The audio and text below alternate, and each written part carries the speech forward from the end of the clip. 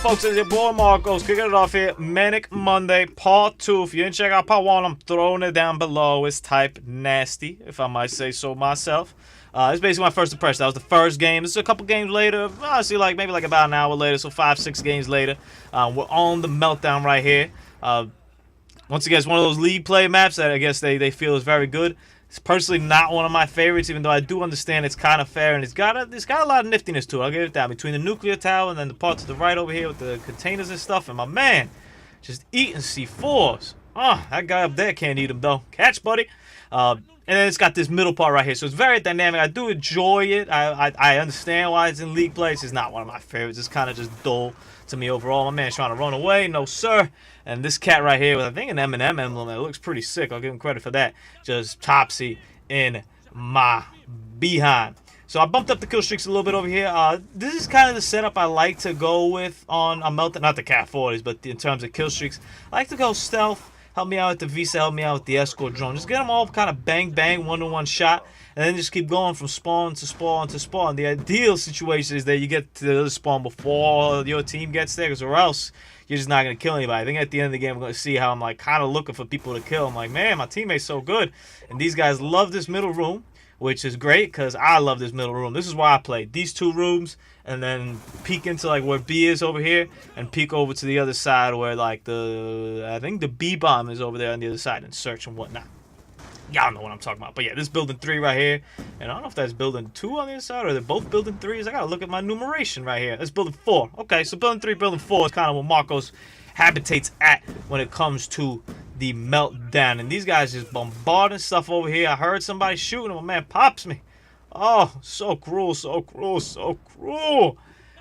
This class was fun though. I'll give it credit for this class. You know, some Manic Monday classes are tough, some Manic Monday classes that are just ridiculous, some Manic Monday classes that you're kind of entertained by. Others, you know, they're more realistic classes. I remember that hammer class was, you know, to learn and get better with that gun and find the way to actually use it. This one was fun though. It's entertaining. There's a couple distinctions when playing Call of Duty. I play it for the most part. That's why Call of Duty never really gets old for me, and that's why kind of any good game that involves multiplayer never gets old to me, whether that be a FIFA, whether that be an NBA game, whether that be GoldenEye, which I've been going through over there. I just played some GoldenEye multiplayer. I haven't played GoldenEye multiplayer in ages. I still got it, though. I still got it. I'll spot you. You can be Odd Job. Don't worry. I'll be Jaws. I'll still beat you. Yeah, I haven't played it in ages, though. It's the competition aspect about it. It's just, I'm uber competitive. This game's uber competitive at times. Depends on who you're playing with. Once you see somebody, lying down on the ground with a riot shield, trying to blow himself up, then it's not as competitive. But for the most part, it's pretty competitive, and that's kind of what keeps my drive going right here. And I walk by this dude. No, sir, Mr. Slim Shady. You are so dead. I don't know what this guy was doing. I guess he just stopped playing there for a quick second. And check this dude. I get stuck on him. That's why I put him in the intro. I get stuck on the guy. I'm like, what am I stuck on? I'm lagging so bad. I can't even move. And I look down. I'm like, hold on. There's a human being here. I'm like, what the hell? So that was a little bit strange right there. And I threw the EMP, so I knew that there's somebody coming somewhere. And I'm like, where is this dude? Is he coming? Is he not? Hear the hunter killer.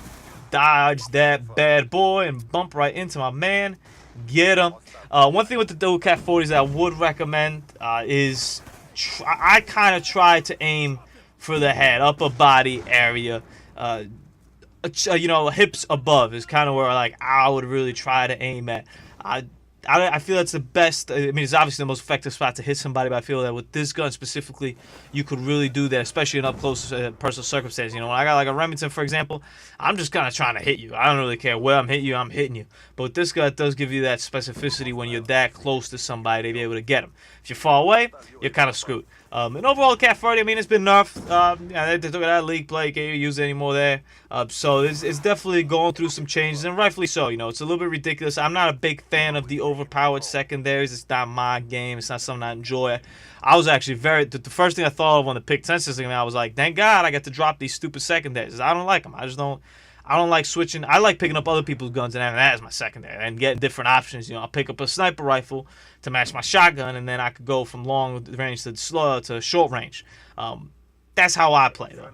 But in this game, you know, it gives you that option, so I just drop the secondary, and then you just pick up the gun. It's just a lot more seamless, it's a lot easier. And I see my dot right here. I'm like, hold up, man. How did this guy get over here with the small that he was trying to small people, RPG people with over there? And this dude came up way too close and personal. Give him the dipsy dude, Dunkeroo. Dickie V would be so proud of me right there. PTP kind of play right there. I gotta stop, man. I hate Dick Vitale. We'll leave that for college basketball season, though, when that gets around. So I popped this dude right here, and I saw that dot's coming. I'm like, man, that guy's got to be coming up, right? He's got to be coming somewhere close. So I'm going to EMP him, see if he's still there, get the double EMP. Hopefully, I was trying to get that C4 before it blew me up. I popped him, and I'm like, man, there can't be only one more. I'm like, you know what, though? If I get closer, maybe I'll get the VSAT. I don't get the VSAT, though. I got the stealth laid down right here. Thinking about pushing up. That's just not a good line of sight for me right there. If he pops me over there in the middle, it's not a good line of sight. Unfortunately, I was a little more exposed than I thought of. So I ducked out of there quick enough. He thought I'd probably come on the other side. Leave him to the wolf right there. Don't care about him. Boom. Put the VSAT up. My man's still waiting over there gunning. Good for him. And that's what you got to do, man. Playing smart, playing efficient. That's why this gameplay is up here. You got to know your limitations in any sort of class. I'm currently working on another Manic Monday class that's extremely limited. It's crazy limited. I'm not going to break to these guys what it is, but it's tough. It's a very tough one. It's one of the toughest ones I've ever done. And a large part of it is obviously you had a big disadvantage, you know, from what the other players are using. But the substantial part of it is trying to adapt and trying to change your game and trying to just be overall patient and not knowing that you can't do certain things. And that goes with any regard, you know, when you're going up with, say for example, you're trying to like level up the damn KSG, for example. And check these two guys out. They are so far behind. I'm like, man, I shouldn't do this. So I come up, pull up one, and I'm waiting on this guy. And I'm hoping that my escort drone will get him. I'm trying to line up this damn middle cursor on him. I really want to get that tag right there. Whatever, though. And I can't get him, so I just leave him alone. And that's what you got to do, man. I mean, what was I going to do? I was going to run out there. He had a clear line of sight of me. He had to have like an LMG and assault rifle at least the way he was just sitting out there. He had to have something. I'm trying to get over here to get this tag. I'm like, come on, teammate, don't get that tag for me. I need that. And my escort drone is putting that work. People don't really shoot down stuff as much in this state. It's kind of run with the stealth and whatnot. Don't ask me why. Maybe it's just these people I play with. But for the most part, notice that on Meltdown is not really a stage where people shoot too much stuff at. I think part of it is subconscious in the fact that when you spawn, you know, you kind of spawn on like the opposite side. So maybe like the choppers are on the opposite side from where you are. You're like, it won't get me. But eventually that guy is going to come over to your side. So, I don't know. To each their own. Double that C4 right there. Get myself that merciless Lamborghini. Merciless. Pop my man right there. Murder. This is a lethal sight. Because you can't miss from here. Like, there's almost a 0% chance that you're not hitting that guy. This guy's trying to come up. I tried to give him that nice little lob over there, but he wasn't up yet. So whatever. I'm trying to help out my teammate here who's getting surrounded. Managed to pop him. He keeps pushing up. Thank you. You're welcome. And here's a problem that I never thought I'd run into, to tell you the truth. And that's the fact that I'm running out of ammo. I only got 15 bullets left. This is crazy. Now, it doesn't come with that crazy amount. And one thing I will say about the dual guns that if you could pull off, good for you. There is a little trickeration I feel like you could do, and I really didn't do as much as I'd like to just because I'm not that good with the Akimbo weapons, is fire each gun at a different time. So, you know, you shoot with the trigger buttons, the left and the right triggers, you know, you could pick which gun you shoot. I always thought that it'd be pretty damn good if you could shoot, for example, all of the left, keep some of the right, fool the guy thinking that you're out of ammo, and then come and pop him.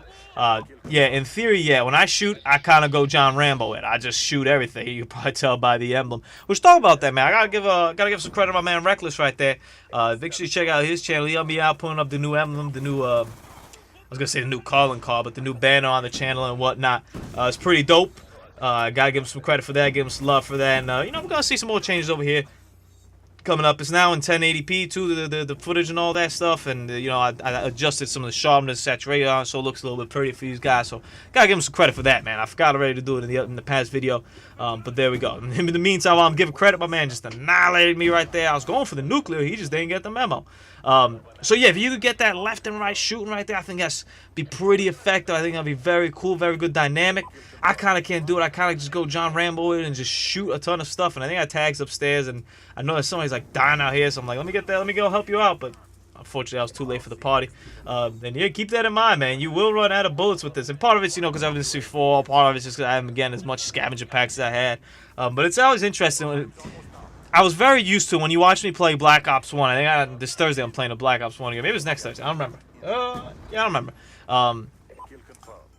You'll see how, like, I run out of ammo and I have to, like, pick up guns. It's kind of, I was joking with Stein the other day. It's like, Manic Monday, like, I used to do Manic Monday every time I try to get a SR-71 in that game. Because I just run out of bullets and I'd have to pick up whatever garbage weapon I found on the ground and use it. You know, I have to pick up that MP5 with like a reflex sight on it and somehow do something with that. So it was always a very interesting dynamic in that regard. And this is when I do run out of ammo in this game, since I'm kind of a scavenger-holic, I'm always pretty impressed. I'm always kind of shocked, and I'm always kind of lost. So 58 and 10, 35 tags right there to smack these folks around. We had a nice little ruthless going over there. So overall, pretty good game. Hope you enjoy the footage. Nunu, I hope you are satisfied. That's my major #1 priority when I do these Manic Mondays. I want to satisfy my clientele, satisfy my folk. I gotta get a drink. It's only Monday though, non-alcoholic.